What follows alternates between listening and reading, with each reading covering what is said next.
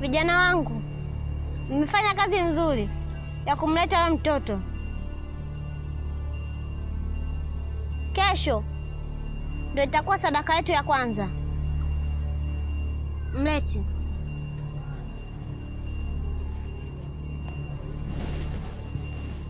Vizuri sana kwa kumleta wewe mtoto.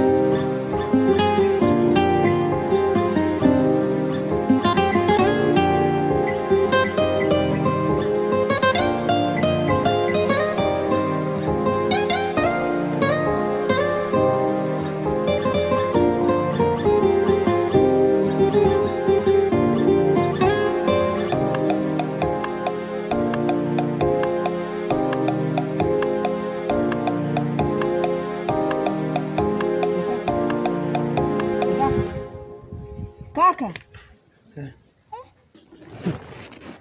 Unaona matatizo gani? Hamna shida dada. Yaani hamna tatizo toka muda nimekuona umekaa hapo. Sema hamna tatizo. Kawaida tu dada. Hebu niambie una shida gani? Maana sio kawaida yako, haujawahi kuwa kama hivyo. Ni kweli dada. Nina tatizo. Tatizo gani linakusumbua? Sina uwezo wa kulima shamba. Unaweza kulima shamba? Una maana gani? Unamaanisha una nguvu za kiume? Ndiyo dada. Sina nguvu za kiume. Nina siku ya 3 nimeanza kuliona hili tatizo. Yaani siku ya 3 hujasema chochote. Na vipi hospitali umejaribu kwenda? Hospitali nimeenda, ila nimeambiwa sina tatizo lolote. Ukaambiwa una shida yote na umeenda kaa kimya. Kweli una matatizo. Na vipi ngaliba wako umejaribu kumtafuta? Kama unavyomjua ngaliba wetu, akishaendaga polini kuonekana mwaka hadi mwaka. Kwa hiyo sijafanikiwa kuonana naye. Basi sawa. Mimi hapo kuna kitu nishafikiria. Kuna mtu inabidi niende nikamtafute, nimpate, nijaribu kuomba msaada. Lakini saidia tujue na umepona. Sawa dada, naomba nisaidie kwa hilo. Sasa usiwaze kama hivyo. Kuwa na amani. Sawa?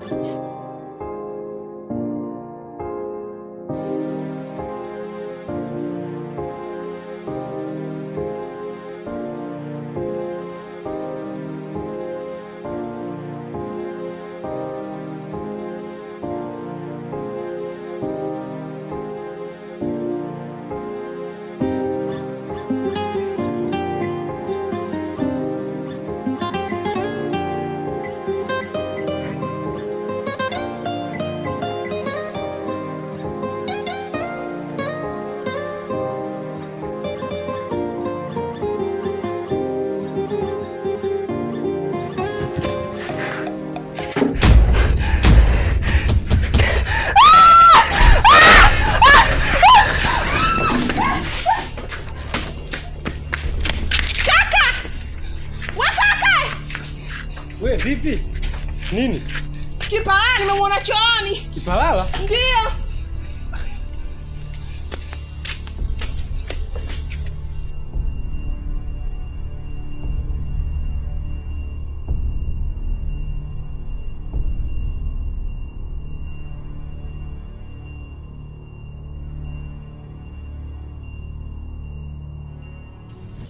Wewe umechanganyikiwa? Kuna kipalala huko? Haki ya Mungu kama nimemwona sijachanganyikiwa. Uko wapi ukipalala? Mbona mimi simuoni? Haki ya Mungu mimi nimemwona kipalala. Yuko wapi? Yuko wapi? Mimi mbona simuoni? Yaani wewe muda wote unapenda tu mikelele yani eh? Mimi sijachanganyikiwa kama nimemwona kipalala chooni. Sasa nimechanganyikiwa saa ngapi? Sawa, hujachanganyikiwa hapo timamu. Yuko wapi? Anafuata nini ukipalala chooni? Sasa mimi sijui. Wewe vipi rafiki yangu? Kile mtandao wangu hapo. Muda wote kupiga mikelele tujue watu wametulia ni. Ila kweli mimi nimemwona kipalala chooni, haki ya Mungu. We kaka! Basi utatoa hiyo ndoo.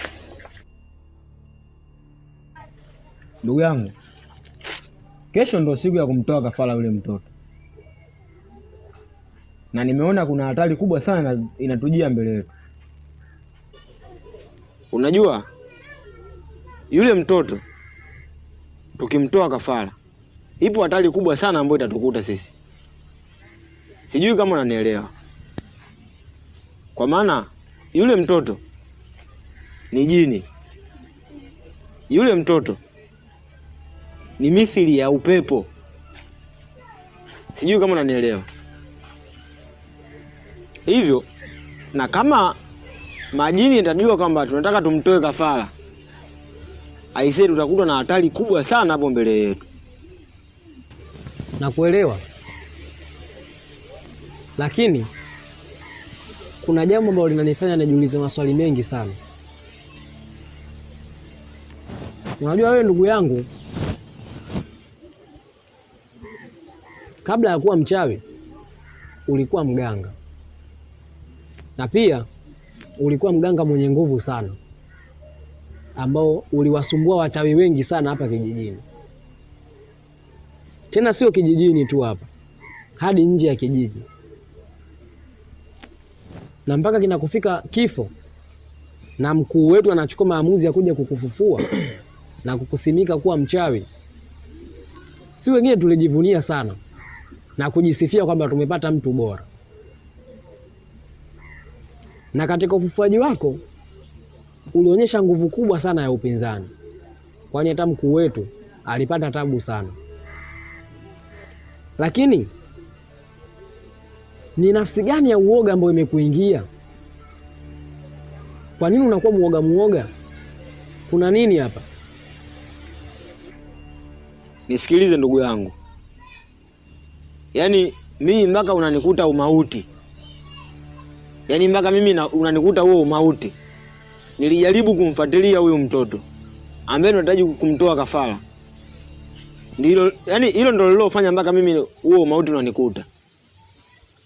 Hivyo tukithubutu kumtoa huyu mtoto kafara na wazazi wake wakajua kwamba tunataka tumtoe kafara huyu mtoto, aisee, apakaliki, kwa sababu yule mtoto ametoka kwenye falme ya kijini. Baba yake ni jini, mama yake ni jini, hata ndugu wanaomzunguka pia nao ni majini. Hivyo huyu mtoto yaani ni kiumbe ambacho kimetoka kwenye falme za kijini, yaani ni mithili ya upepo. Sijui kama unanielewa ndugu yangu. Nakuelewa, lakini naomba kuna kitu kimoja ukiweke akilini mwako. Toka mkuu amekufufua anakuamini sana na anajivunia kuwa na wewe. Hivyo basi hayo maneno unayoyasema naomba uendelee kusema ukiwa na mimi tu, kwa sababu mimi naye tumefahamiana muda mrefu sana. Unatunza siri zangu, pia natunza za kwako. Kwa hiyo ili pia nitalitunza, lakini shika tahadhari yangu niliyokupa. Naomba hilo jambo usije ukalisema mbele ya mkuu hata mara moja, hata kuelewa kabisa. Hamtaelewana. Nadhani umenielewa. Mimi nimekuelewa, ila mimi najaribu tu kukupa tahadhari, yaani ukae ukijua kuwa ili ambalo tunalifanya tunatengeneza vita kubwa sana na majini. Hivyo ni tahadhari tu ndugu yangu. Sawa, labda nikwambie jambo la mwisho. Kama hao majini wameanza kukufuatafuata na kukugea hivyo vitisho, basi elewa kwamba hizo ni drama, maana hata wao pia wanaogopa huu moto. Hivyo wanajaribu kukutumia wewe kukugea vitisho vidogo vidogo ili mradi tu ukate tamaa. Kwa hiyo nakuomba ndugu yangu, endelea kuwa imara, endelea kushika uliposhika. Hivyo ni vitisho tu, usije ukatoka mchezoni. Sijui umenielewa? Mimi nimekuelewa, ila nilikuwa tu napita. Sawa. Unaweza ukaenda, hakuna shida ndugu yangu. Sawa, ngoja tu mimi nikuache. Sawa, tutaonana kwenye kafara.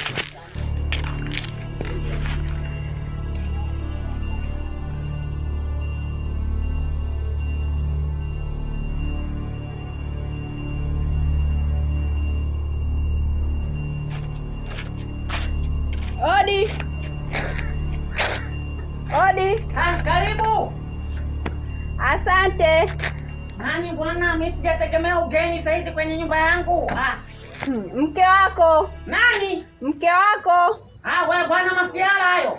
Kweli? Bwana, hebu ngoja nihakikishe mwenye kwa macho yangu. Kweli. Nyonga mkali hili. My love, my string body. Kipenzi, mpenzi wangu, naona umeshamiri, mtoto mrito, unazidi kufupika, unakuwa kifupi kama maji ya 500.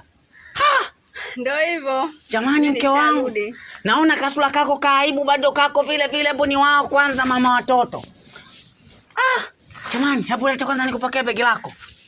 Haya, pole na safari. Asante. Haya, twende ndani. Mke wangu, unachoma sindano siku hizi, au sio? Nakwambia mke wangu ulivyonona, na kwa sababu nina ugwadu, nina upwiru, hapa hakuna haja ya kuoga. Yaani leo ni mwendo wa shosho mpaka asubuhi. Baby, haya twende chumbani moja kwa moja. Hapa sebuleni hapa faipa, watakuja watoto.